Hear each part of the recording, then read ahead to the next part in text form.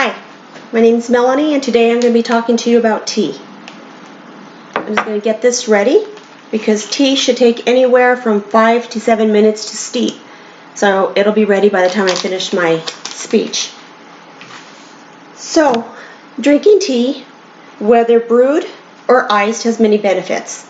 It can give you energy from the caffeine. It has medicinal purposes like your herbal teas, and also for the pure enjoyment of it, if you want to get the aroma from it to help relax you or either give you a boost of energy. So basically what I'm going to go over is a brief history of tea. I'll go over your teas, your true teas, and your herbal teas. And then thirdly, I'll help you find maybe like what's the right tea for you. And then lastly, I'll just be going over, if you live in El Paso, Texas, the best place to buy teas. So a little fun fact from ScienceDaily.com is that tea has become the most widely consumed beverage next to water. Just in case you didn't know. Now, the first thing I'm going to do before I get into the history is just go into a legend about tea.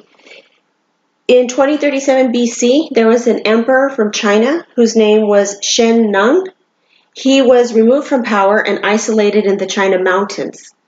He was left with no money and only had the clothes on his back. Legend has it that one day he was sitting under a tree boiling water when a gust of wind came, knocked the leaves into the water, and he tried it and found it very relaxing. And legend has it that for the next 7 years he sat under that tree and drank nothing but tea. Now going into the actual history of tea. It turns out, just so you know, that people in China are the first tea drinkers. It did reach across Asia when traders from the Middle East went to China to look for silk, porcelain. They found tea, took it back, and that's the way tea was introduced across Asia. Tea reached Japan by the Buddhists. Buddhists brought tea back to Japan and would drink tea during their meditations because they used to meditate for hours on end, and the tea helped to keep them awake. A lot of people think that tea originated in England, but it didn't. How it reached England was when King Charles II married a Portuguese princess. She wanted the tea from her country brought over to England, and that's actually how tea was introduced to England. But what I find more important is the hand that America had in changing tea. Tea was actually brought to the U.S. in the 1650s. And at the beginning of the 20th century, iced tea was invented in the U.S. At the beginning of the 20th century, they had the country's first World Fair, and it was in midsummer. And the tea sellers thought, well, how are we going to sell our tea midsummer? So they put ice to it, and iced tea was invented. Around that same time, a gentleman by the name of Thomas Sutherland, he invented the tea bags. So I thought that was interesting. Next, I'm going to go into the teas. You're going to have your true teas and your herbal teas.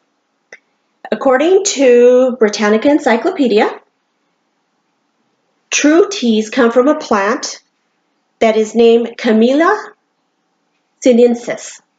That is the plant name for teas. Teas coming from this plant are referred to as true teas. Your true teas will have the caffeine content, the level of caffeine content, I should say, and also antioxidants. So teas are processed through a process called oxidation. So the higher level of oxidation, you're going to have a high level of caffeine, but a low level of antioxidants. When you have low oxidation, you're going to have less color, less caffeine, and more antioxidants. So getting into our true teas, I'm going to go over the 4 that I drink, which are white, green, oolong, and black. So your white tea is the less oxidized tea. So it is true in color, which is white, low level of caffeine, high level of antioxidants.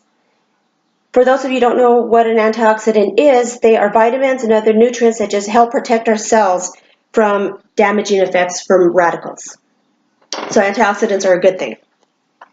Then we go into our green tea, which seems to be a very popular tea right now, and that includes your matcha tea. Your green tea is processed a little bit more than your white tea, so it has a higher level of caffeine and also a high level of antioxidants. And then after that, we get into our oolong tea. Our oolong tea is a medium level of caffeine. It sits between the green teas and the black teas. So if you don't want a lot of caffeine, but not too little caffeine, your oolong is the way to go. And the last category, which is the black tea, which is actually the most popular tea in the Western world because it's a high level of caffeine. And that's why it's black, because it's been oxidized the most. Sometimes they do have such a strong flavor that companies will add maybe fruit or spices to them just to make them a little bit more appealing. Then you get into my favorite teas, which are the herbal teas. Herbal teas, basically, they are not from the Camellia sinensis plant. What they are, they're an infusion of blend of leaves, fruit, barks, roots, and flowers.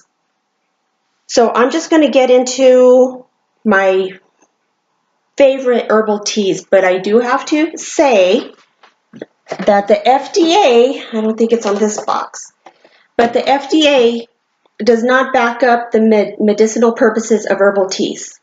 And that's per the FDA. And before you drink your herbal teas, if you're doing it for medicinal purposes, the FDA says that you should check with your doctor first to make sure that it's safe. So the first tea that I like is the chamomile tea. The chamomile tea has a great aroma, which helps you relax. It's also good for an upset stomach, insomnia, and anxiety. Then you have your ginger tea, which has a little kick to it.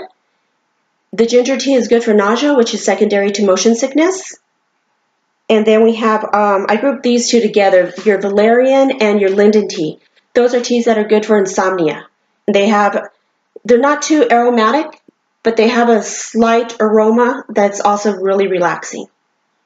Then you get into your echinacea tea, and basically that's used as a cold remedy. It basically gives a little boost to your immune system and helps you fight off that cold. The duration of that cold will be lessened. That's the claim. Hawthorn tea. Hawthorn is a very good tea. It's used to lower blood pressure. I don't use it to lower blood pressure, but how it lowers blood pressure is that it dilates the blood vessels so you get more blood flow going through there. If you have more blood flow, you're going to have more oxygen. So I like to drink it when I'm a little fatigued from studying. Maybe I'm tired. It helps me just get a little bit more oxygen to my head, and I can keep going. And then, of course, you have your aromatic teas, which is a lavender. You have jasmine and your fruity teas. Lavender, jasmine help you to relax a little, and your fruity teas kind of give you that little boost of energy when you need it. So those are my favorite herbal teas. And if you are not a tea drinker and you want to maybe find out which tea is right for you, if you go to Tea Source, let me just bring this a little closer, you can see it, teasource.com, there's a chart there that'll help you pick a tea that you can pick according to the caffeine level or the body and strength of the taste that you want. Of course, they want you to buy from their site, but it's kind of a little guide to get you, what tea you want to try first. If you want to do your herbal teas don't cost a lot, and you can just do that by trial and error. And I guarantee you that if it's not a tea you like, your friend probably does, and you can just pass it to them. If you live in El Paso, Texas, I would highly recommend that you go to the coffee emporium that's on Mesa. They have loose leaf tea, and they sell it by the ounce. It's not expensive at all. You have your black teas, you have your green teas, and you have your herbal teas. And I think that's the best place to go to buy teas. Also, you can go maybe to Sprouts where they have organic teas.